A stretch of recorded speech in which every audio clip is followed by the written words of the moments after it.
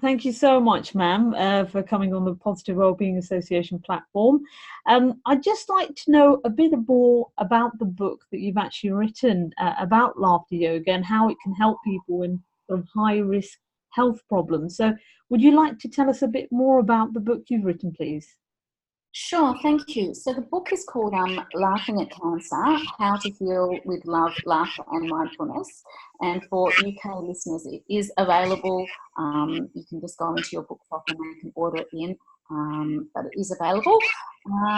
So Laughing at Cancer was written about, what was launched two years ago, more or less to the day, talking about my experience with bowel cancer. I got a shock diagnosis of bowel cancer, and I was put in an unusual situation in which, at the time, I was lecturing in health promotion and I was a laughter yoga facilitator.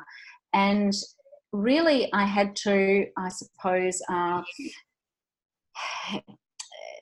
challenge. It was really a challenging time for me, obviously, because here was I faced with a cancer diagnosis, and I'm thinking, well, it's really not a laughing matter. There's nothing, that's the last thing in the world I feel like doing right now.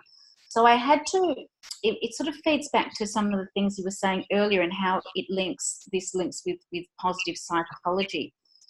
When you've had any form of surgery in the abdominal area or perhaps a cesarean section, physically you can't even laugh, even if you wanted to. So for about 5 or 6 weeks, I couldn't laugh. So here was I thinking, this is a gift we're all born with, but wow, it's taken away from me. So the book is essentially, it's a memoir of my time dealing with the diagnosis, treatment, and recovery from bowel cancer.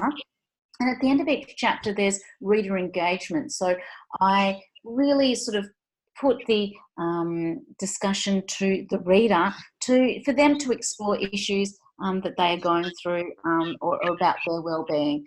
And, perhaps that is, to introduce concepts of laughing for no reason, or perhaps it's to consider mindfulness, or perhaps it's to consider reframing the language of, for example, cancer, from the big C to the little c. And so throughout the book, it's, as much as it's about me, it's actually not. It's really about what the reader brings to this, and to their own well-being. And it's really about how can you build positive emotion? How can you create, well-being during illness? How can you create positivity during adversity? And so throughout, there's also examples of, many of the strategies espoused by positive psychology, such as, a gratitude practice. So it's sort of also instructive and suggesting that perhaps other people can utilize some of the strategies that I use to assist in my own healing in their own lives.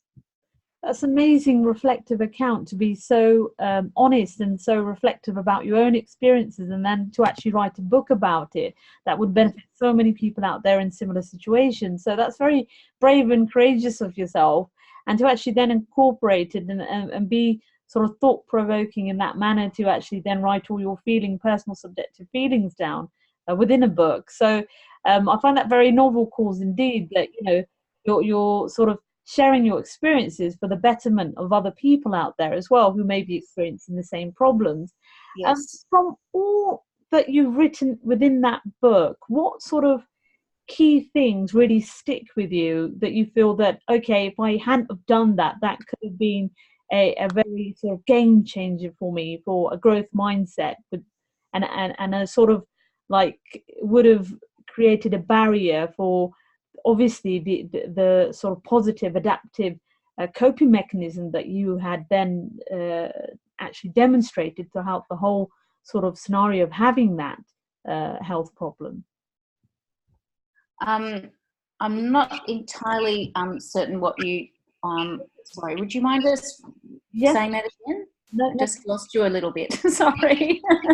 no problems. What sort of key factors do you feel that really contributed towards you sort of going through the whole process, the journey of change and coping with? I understand. Okay, fine. So for me, it was very much realizing that we've all got the choice how we respond. We can't control our external environment, but we have a lot of sway as to what we can control in our internal environment. And I could wake up one morning and think, life is shit. It's really hard. I'm scared. Fear, all of those F words, the fear, the frustration, etc., etc. And or I could wake up and think, you know what? That's not going to serve me well. So how can I choose? What can I do to empower my own wellness?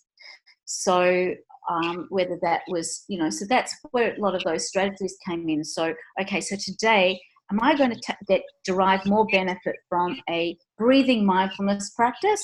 Or, you know what, I'm feeling quite a lot of anxiety today about a test or something that, blood test or something that I needed to do. You know what, I actually just need to just like find a way just to laugh for 15 seconds. And, and I'll, perhaps, when I was better, I'd sort of, I'd get into the car and I just laugh it out for 15 seconds.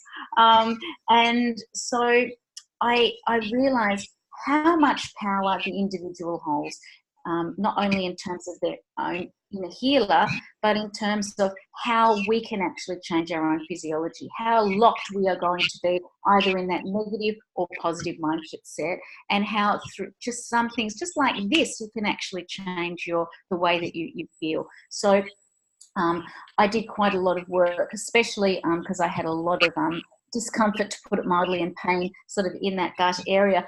I did a lot of work just with smiling, so I would sit with a smile and I would let that smile travel around, that heartfelt smile, to some of the areas of pain.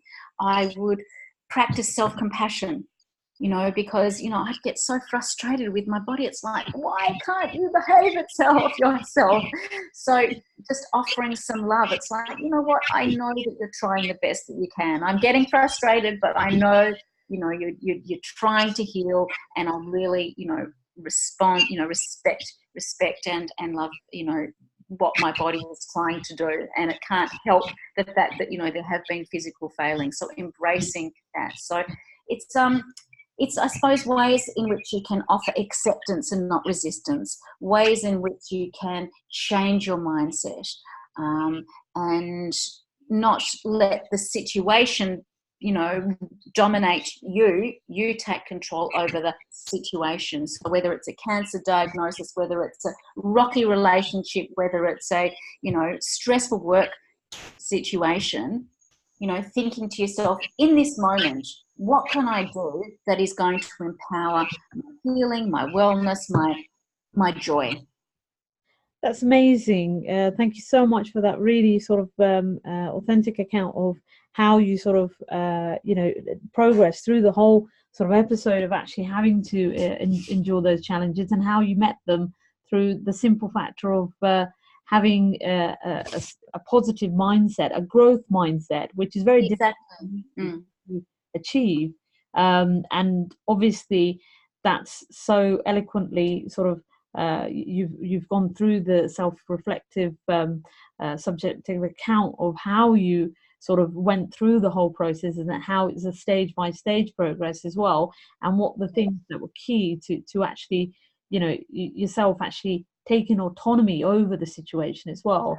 Correct. And it's sort of knowing that, at different days will call for different things. And that's why, in my book, I've sort of outlined so many different things that I suppose experimented with, because the idea is that, well-being is not a one-size-fits-all. Well-being it has to be individual, and it has to feel authentic, and it has to be responsive to what you're feeling at a given time. There's no point, there was no point, say, for example, thinking about a laughter strategy when actually, what, I needed to just do some really deep relaxation, or I needed to actually do some more written work to sort of, reframe the way that I was feeling, to sort of introduce some light into a dark situation. So it's sort of having that intuitive, I suppose, potential to respond to whatever is in your, your current challenges are, and meeting them in the best way that you feel is the way to do it. Thank you so much, ma'am, for telling us a lot about the book and how obviously your own personal experiences have been expressed within the book. So it's a very sort of amazing account, and I'm sure that people out there are awaiting to actually read the book because it's such a authentic and subjective account of your experiences as a professional facilitator for laughter yoga and how you sort of had the journey of change and how you've come out the other end with so much energy and positive energy as well. So thank you so much, ma'am, for that, Gal. Thank you. That's a pleasure. Thank you. Thank you.